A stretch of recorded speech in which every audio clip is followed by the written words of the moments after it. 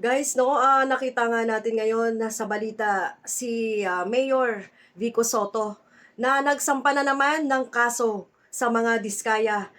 Siyempre, paraan nga naman ito ng kanyang paglilinis ng governance sa Pasig. Kaya eto po, pakinggan natin ang kanyang mga pahayag. Opo, nag-file kami ng election-related case kay Sara Diskaya. Tingin ko malinaw naman, clear and blatant violations of election law. Sa totoo, ayoko na rin gawin to, kasi nakakaabala din. Pero sa atin kasi, ang gusto natin, sa lungsod Pasig, kailangan sumunod ka sa batas. Kailangan sumunod ka sa election law. Kung sinabing kailangan mo i-declare lahat ng gastusin mo, dapat i-declare mo na maayos. Pag sinabing bawal ang ganitong klaseng billboard, bawal ang ganitong klaseng billboard. Pag sinabing 3 pesos per candidate, per voter, ang pwedeng gastusin, hanggang dun lang talaga. So yun nga po, no, hinahalin tulad natin ito, si Mayor Vico Soto, kay Senator Trillanes, kay dating Senator Trillanes, sa talagang may sariling paninindigan. Hindi niya hinayaan yung kanyang bayan na mapasukan ng isang kandidato or politiko na gustong pumasok sa politiko na tiwali. Etong mga diskaya ay inihabla niya ngayon or nag-file siya ng kaso dahil nga sa nakaraang eleksyon ay ito po ay lumabag.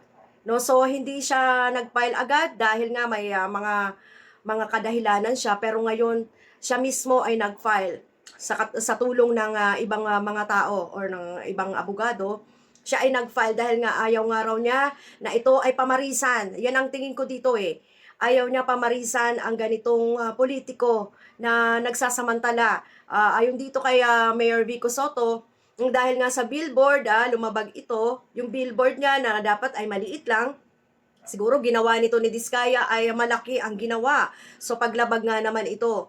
At syempre yung iba pang gastos, mga pinagkagastosan ni Sara Diskaya na which is talagang hindi po pwede sa COMELEC. Labag po sa COMELEC, labag sa batas ng COMELEC, kaya hindi niya po ito pinalampas. Ang akala ko talagang nanahimik na si Vico Soto, no? Grabe talaga to si Vico Soto. Pero okay lang yan, parang si Trillanes lang ba na hindi talaga siya pumayag na mabaliwala ang mga ginagawa ng mga Duterte.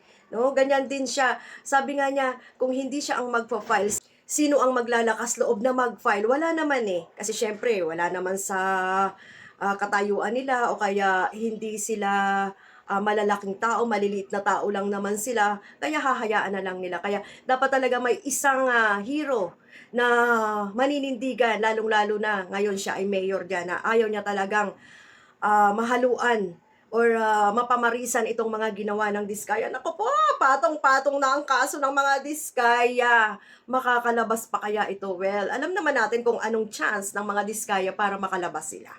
So, campaign period. At marami pa pong iba. Pwede nyo naman pong basahin, tingnan. So, ito, pwedeng, di ba, parang sa totoo lang, nag-uusap kami ni Attorney Makalintal, parang ayoko na rin gawin. So, hindi naman ako yung mag-file, wala naman ibang mag-file din ito.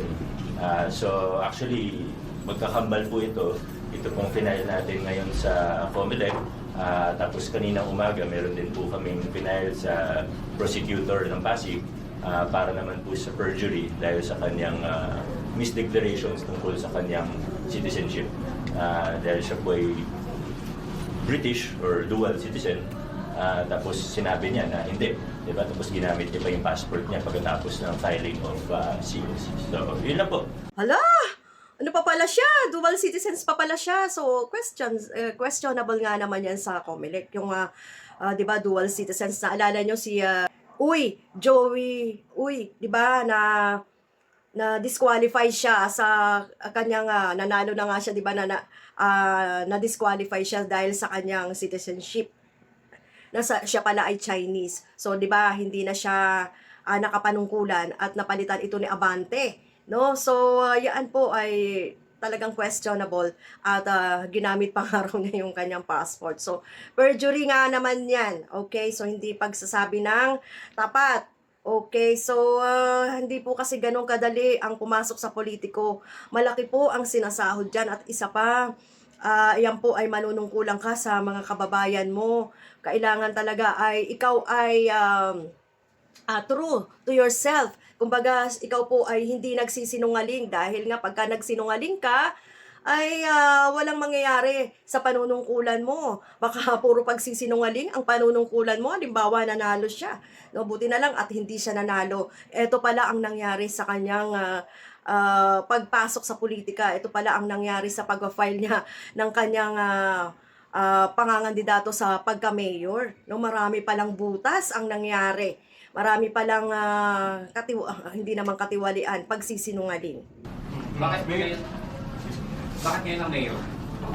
Anong bakit ngayon lang? Bakit ngayon tayo nag-file? Tingin ko ito naman yung tamang timing. Before elections, ayoko talaga mag-file ng kahit anong disqualification. Kasi ang gusto ko, tao ang magdesisyon. Baka sabihin politically motivated. Diba? Baka sabihin politically motivated kung before elections ko ginawa. Pero ngayon, tapos na ang panahon ng politika, tapos na ang eleksyon, nanalo ako sa eleksyon. So ito yung, para sa akin, ito yung tamang pagkakataon para gawin po ito. Nakabase lang tayo sa kung ano yung tama, kung ano yung nakasulat sa batas. Mayor, what was your basis na iba nga yung dineclare ng SOS na kumpara doon sa actual ng ginastos ng election? Pag binasa niyo po yung SOSE niya, nasa humigit kumulang 800,000 pesos lang ang kanyang declared expenditures. Nakita niyo naman lahat kung ano yung ginawa nila nung campaign. Kayo na po ang maghusga kung yun lang talaga ang ginastos nila. Mayor, how long did it take for you to scrutinize the sausage? Well, ngayon lang namin finafile, ngayon lang na. Ayan, so narinig nyo, no? Ngayon lang niya i-final nga ito. Dahil nga naman, kung before election nga naman niya ito sasabihin, yung mga nakita niya, yung mga naobserbahan niya sa paggastos ng kanyang katunggali, kung gaano ito umikot-ikot dati, di ba? Nakita naman natin ito, namimigay ng mga isang sakong bigas, at kung ano-ano pa, yung mga pinamimigay, may mga vlogger din ito, na alam mo naman, kakilala natin yung mga vlogger nito, at alam natin kung magkano mga binibigay nito sa mga vlogger niya. So, marami talagang ginastos at hindi talaga niya ito pwedeng sabihin before the election. Kasi nga sasabihin nga naman, namumulitika, naninira, kasi nga katunggali niya ito sa pagka-mayor. So, tama yung ginawa ni Mayor Vico Sotto na after election at nanalo na nga siya. So, wala pa namang 1 year. At alam naman natin na si Diskaya ay nakakulong na sa ibang kaso naman. Well, maganda yun na para malaman ng taong bayan kung ano yung kabulokang ginawa ni Diskaya.